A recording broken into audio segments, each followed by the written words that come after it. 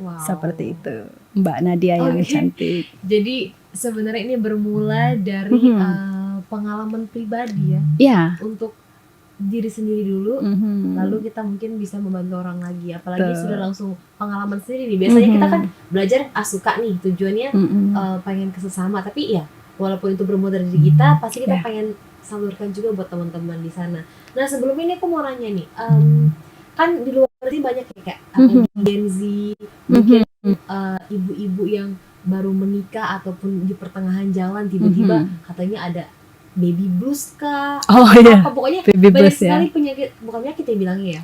Apa tuh Kak sebutannya Kak? Mungkin lebih ke stres atau depresi ya. Atau depresi itu yang membuat mereka jadi mental health terganggu atau mental issue jadi terganggu gitu. Nah sebenarnya gimana sih cara kita menyembuhkan itu, kan sesuai tema kita self hypnosis itu apa sih gitu? Oke, terima kasih Kak Nadia ya. Para Tribuners, tentunya kita semua mengalami problem mental, mulai dari hal yang kecil hingga yang besar yang sudah termasuk kategori depresi, yang ini harus dibuktikan oleh psikiater atau dites gitu. Namun bagaimana menurut Kak Nadia tadi pertanyaannya, bahwasanya terkait dengan baby blues, terus apalagi yang pernikahan masih muda, yang case-nya adalah apakah itu kategori stres atau itu kategori depresi.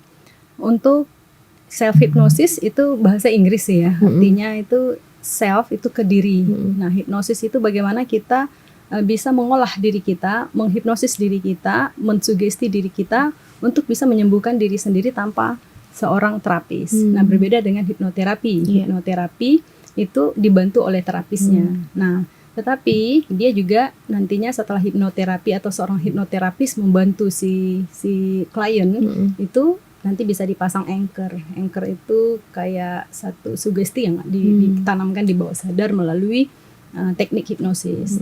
Nah, ini nanti bisa dipanggil lagi ketika beliau mau self hipnosis ke dirinya sendiri. Nah, itu bisa bertahan ya tergantung. Nah, tergantung mental blocknya, artinya problem psikologisnya. Nah, tentunya para Tribuners ini disclaimer ya. Banyak sekali ilmu-ilmu dan juga para pendapat itu semuanya benar, tergantung kita cocok enggak. Dan pada hari ini yang kami sampaikan dengan Kak Nadia di siang hari, apakah itu cocok ya silahkan diambil. Jika tidak ya mungkin bisa dicari literatur yang lain. Nah, jadi untuk hipnosis sendiri ya seperti itu, self hipnosis sendiri, bagaimana kita bisa menghipnosis diri kita.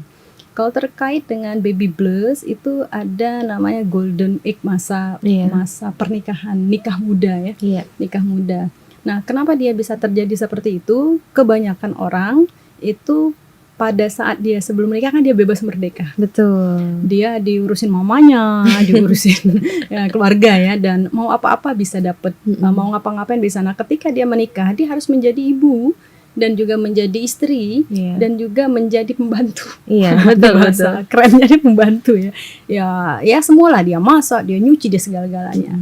Nah, akhirnya ini membuat dia lelah. Nah, kelelahan mental ini yang terkadang dia juga nggak senang, bahkan nggak mau nyusui anaknya, takut gitu. Kemudian ketika dengar anaknya nangis dia depresi, bahkan banting anaknya. Bahkan ada yang kita dengar sampai menghilangkan nyawa anaknya. Nah, itu kategori baby blues bagi orang yang paham mungkin psikologinya kena seperti itu. Itu termasuk depresi gitu, Mbak? Ya, kalau untuk depresi itu kan harus dibuktikan dengan psikiater atau tes ya. Tetapi ya untuk secara umum kita lihat mungkin dia mengalami gangguan dari di kejiwaannya atau di pikirannya. Apakah itu kelelahan atau mungkin baru menemukan sesuatu. Karena kan orang nggak bisa dan nggak siap ketika masuk ke zona yang baru. Ya.